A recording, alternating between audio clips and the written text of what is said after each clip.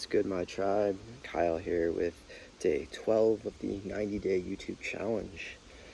Yesterday I talked about, being prepared for a sort of societal collapse, the ideas of permaculture and cryptocurrency. And a few of the instructors in this Facebook group that we're posting in started, suggesting I talk a little bit more about crypto. And I don't know a whole lot. I don't know how much help I would be. But as I understand it, crypto is basically a form of payment that can be sort of exchanged for goods and, online goods and services. And, it was essentially started with Bitcoin, which was invented and implemented by this, apparently no one knows for sure if it was a fictitious person or if it was an actual person, but this dude named Satoshi Nakamoto, who basically took many existing ideas from cryptography and privacy enhancing technology to try to create a new peer-to-peer electronic cash system as a sort of FU to the central banks and the rigged financial systems after the financial crash of 2008. And so he started creating what's called the blockchain technology, and this is how most of these cryptocurrencies work. And blockchain is basically a decentralized ledger technology that is spread across many different computers, and it manages and records the transactions. But because all of the data is spread amongst many, thousands of computers and thousands of networks, there's no one centralized system, and therefore it can't really be taken down because a part of it exists in, everyone who holds, this kind of data or who is part of the blockchain. And so it's kind of, if you think about like the idea of a hologram or a holographic universe, in a hologram, each part contains the information of the whole. So you could think of blockchain as like sort of similar to a hologram. And the decentralization factor is what is really attractive to this type of technology, because what it means is that it's a lot harder to hack. It's a lot harder for there to go problems. Obviously it is possible. There have been many instances when some of the companies and the organizations were hacked and people have lost lots of money. So I'm not saying it's totally safe, but, ideally, if everything kind of goes well, because everything is public and posted to the decentralized ledger, everyone has the capability to see, sort of everything that's going on. Now, not everyone has that sort of time and commitment to be able to do that, but just the fact that, it's all kind of public and laid out, makes it supposedly that much safer. And so apparently, based off what I understand about it, this decentralization occurs through many points. So you have like miners who are basically recording the transactions, and they synchronize them with other miners. That helps to sort of uphold the integrity of the blockchain as a whole.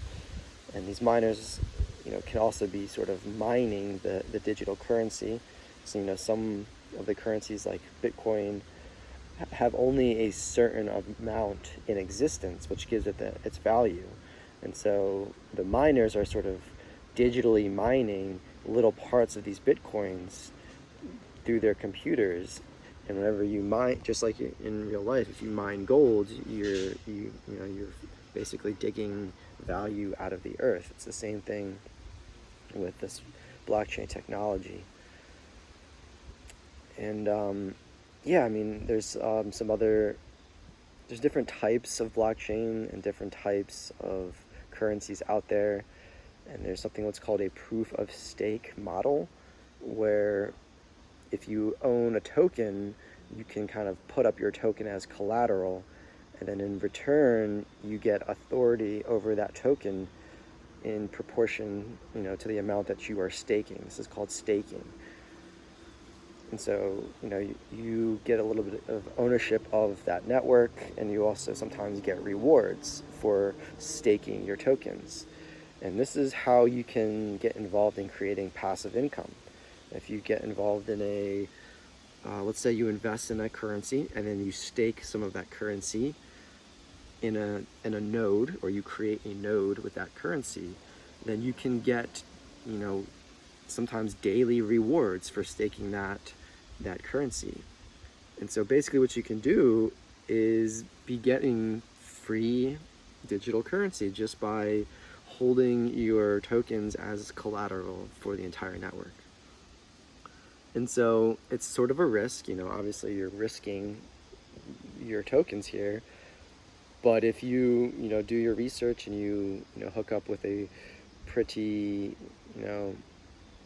you find an organization and a token system and a model that looks like it is, has integrity and looks like it's, viable, it's possible to just start generating free income, just kind of doing nothing.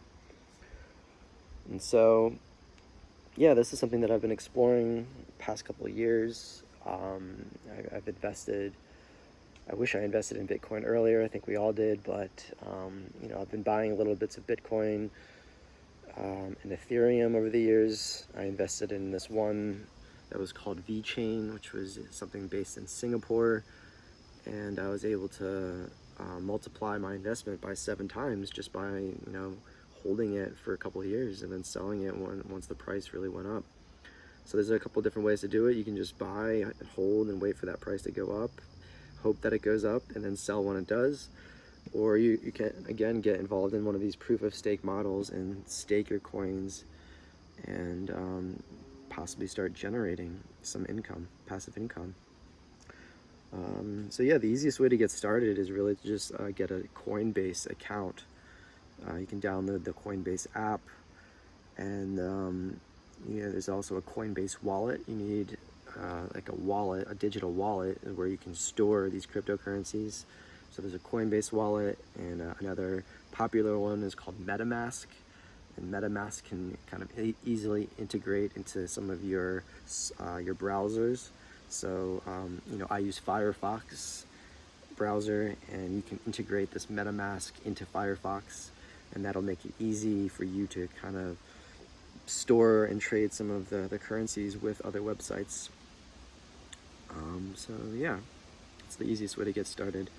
And obviously, you can do tons of tutorials and tons of ways to research this on YouTube. So yeah, I think that's a pretty good little intro for now for this video. I highly recommend at least, getting a Coinbase account, starting to buy some Ethereum, as Ethereum is highly used as a sort of transactional gas, you can say. Like some of these transactions of cryptocurrency require gas in order for it to work, which is like payments. And so Ethereum is actually used a lot as this sort of gas. So start with Ethereum. Bitcoin's always a pretty good investment, but it is at a pretty high price at the moment. So yeah, from there I think you have a good solid foundation to get started in crypto. So thank you all for listening. Thank you for joining. I hope you are all well. With love and light, may peace be with you.